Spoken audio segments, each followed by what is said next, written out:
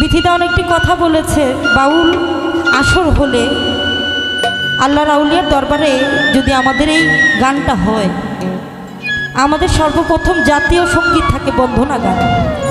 যেমন একটা দেশের জন্য একটা জাতীয় সঙ্গীত আছে, ঠিক তেমনি আমাদের এই বাউল গান পালা গানের জন্য একটা সঙ্গীত আছে, সেটা জাতীয় সঙ্গীত, সেটা হলো আমাদের বন্দনা গান। যেই বন্দনা গানে আল্লাহ রাসূলকে স্মরণ করা হয়, পীর মুর্শিদকে স্মরণ করা হয়, মা বাবাকে স্মরণ করা হয়, নিজের পরিচয়পত্রটাও দেওয়া হয়। এরকম একটা গানের মধ্যে মানে পাঁচমিশালি একটা খাবার বললেই চলে, গান বললে চলে।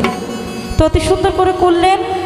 তো আমি দাঁড়িয়েছি, আমি একজন মুসলমান হিসেবে জানি না আমার আল্লাহ আমার নবীর উম্মত হতে পেরেছি কিনা, কিন্তু আমার আল্লাহ পাক বলেন যে আসরে মজলিসে আমার দীনবন্ধুর গুণগান করা হয় না, সেই আসরে মজলিসে আমি আল্লাহ পাক রহমত বর্ষিত করি না। আমার আল্লাহ পাক এও বলে, হে বান্দাগণ, আমি যার কারণে তোমাদেরকে সৃজন করলাম, তোমরা যদি তার গুণগান না করো, আমি কি উছিলায় সেই হাসরের ময়দানে তোমাদেরকে সাফায়াত করব।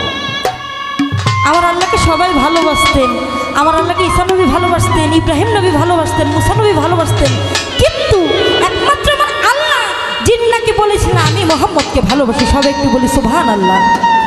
এমন একটা নবীর উম্মত আমরা, যেই নবী একজন উম্মত রেখে সেই হাসরের ময়দানে জান্নাতে প্রবেশ করবে না, সেই নবীর রোয়াজায় যদি একটু গোলামি খাটতে পারি বাবা, এই পাপী দেহটা আমার ধন্য হয়ে যাবে। সেখান থেকে আমার একটি আর্জিমূলক শান থাকবে। ধন্যবাদ।